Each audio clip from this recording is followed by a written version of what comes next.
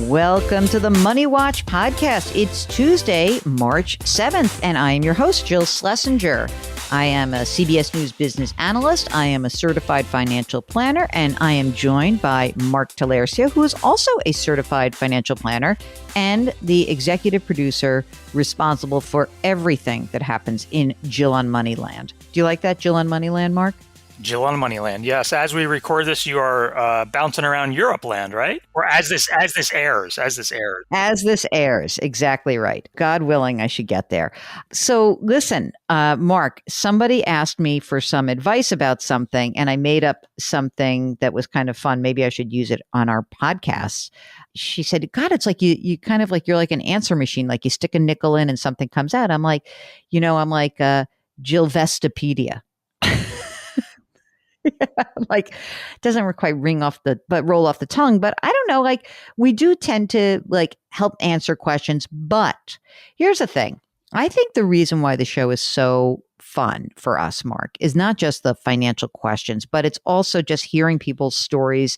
You know, like how people are living their lives is fascinating to me. And the choices they make are really, really fun to consider. It's like, I'm not making the choice for myself, but I still like hearing your stories. So if you'd like to share your story with us, if you want to come on the air, if you want to just send us an email, just go to jillonmoney.com, click the contact us button, and you complete the form. If you complete the form and you don't want to come on the air, that's fine. We'll use it as an email. But if you want to come on the air, you check the box and Mark does everything else. While you're on the website, so much fun stuff going on the website. You can buy the book, The Great Money Reset, and you can subscribe to our brand new subscription service, Jill on Money Live. By doing so, for $35, you will have access to quarterly live webinars for a full year and more special content. And the first one is coming up. Mark, are you excited for Ed Slott? I feel like we should be wearing like I Heart Roth t-shirts for this event. I know. We got to get t-shirts, something that's like all Roth all the time, you know? Yeah, exactly. I think that I might have to look into that. That could be good. And I'll have to send it to him.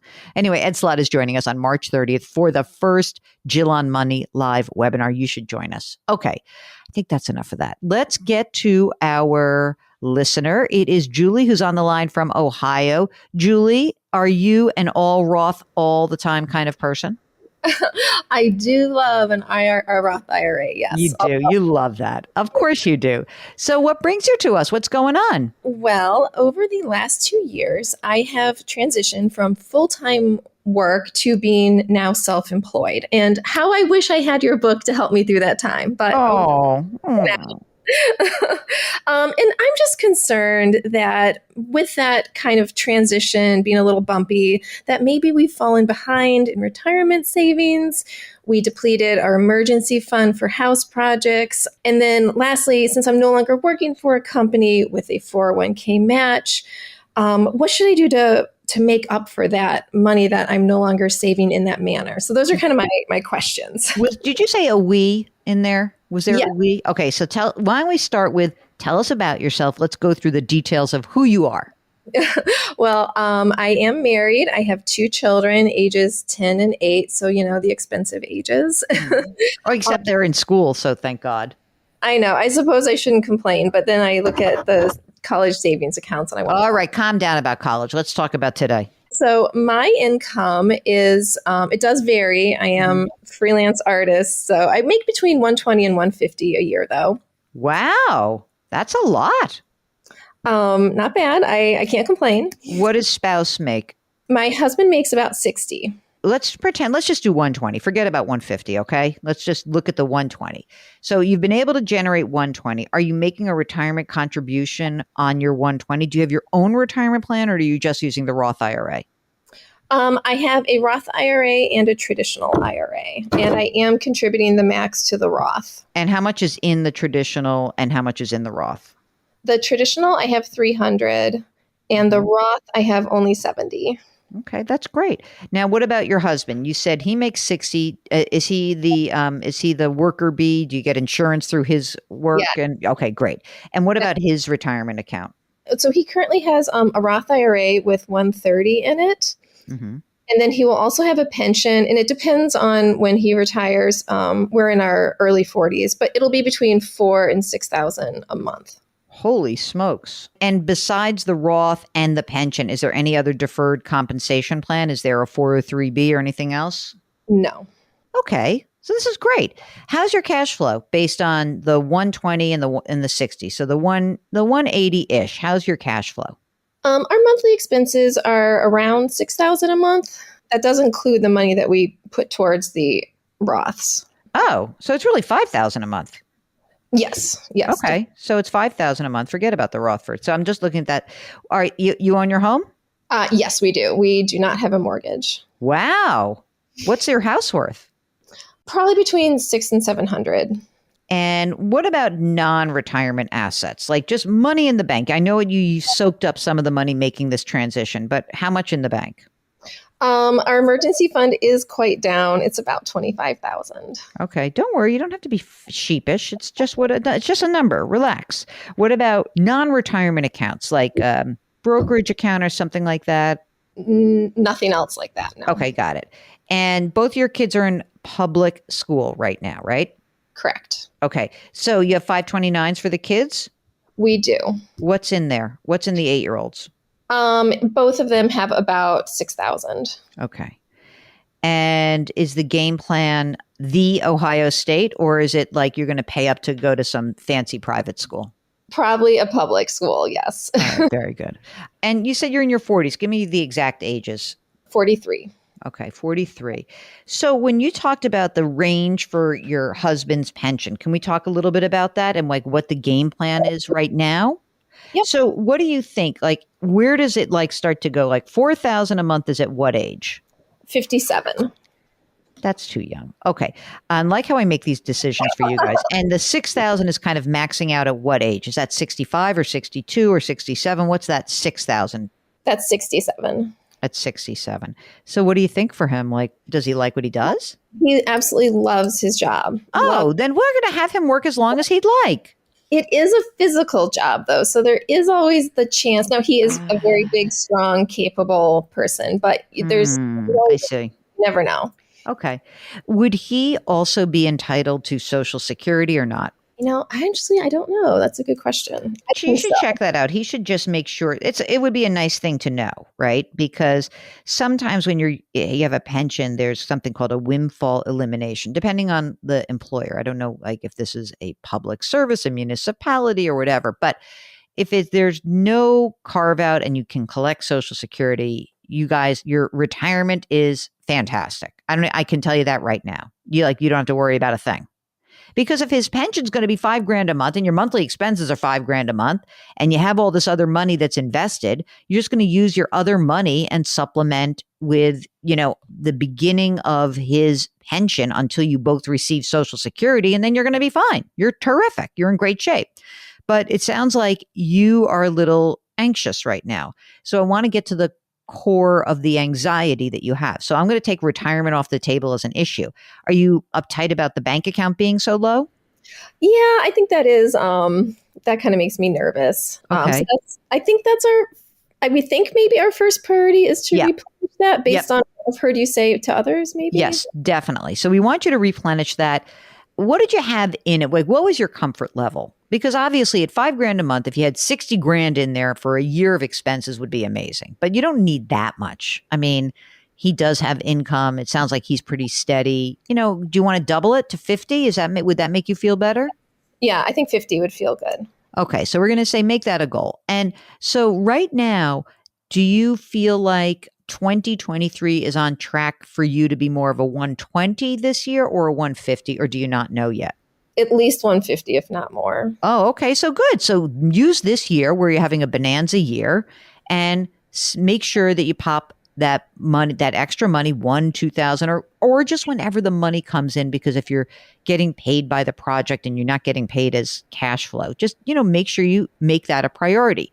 Once that is replenished, then I want to ask you a couple things. So then I think we need to start thinking about the 529s. Are you on board with that? Yes, those make me nervous too because there's not much in them. Yeah, but you've got really good cash flow. What were you making before you made this transition, just out of curiosity?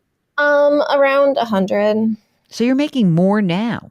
I'm thinking that we get the bank account replenished, then you focus on the 529s.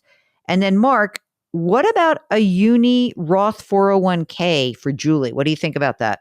I mean, yeah, that's an option, doing the solo 401k since she's self-employed. But I think I would rather just have her keep maxing out the Roth IRA and then get a brokerage account going. I think, especially if her husband potentially might, retire on the earlier side. I mean, I think that's a pretty good, I'll tell you what, I think that when you are considering what you've just done in terms of this transition, I think the biggest picture is you're in amazing shape, Julie. You are in absolutely amazing shape. And you don't have to, it's funny, you were like, I think when you wrote your email to us, you were like, I'm worried about retirement. I don't get a match anyway. It doesn't matter. Your retirement's fantastic because what you have actually done is you've been able to make more money. You're still putting money away and your retirement's really good because of this pension. So I have like on my list for Julie et al. And family, I would say number one, especially in the years where you're making a good chunk of money, let's do like for this year, let's get 50 grand in the bank. Then if you're going to, I don't know, maybe are you putting money away on a regular basis into the bank account right now? Or is it just project by project?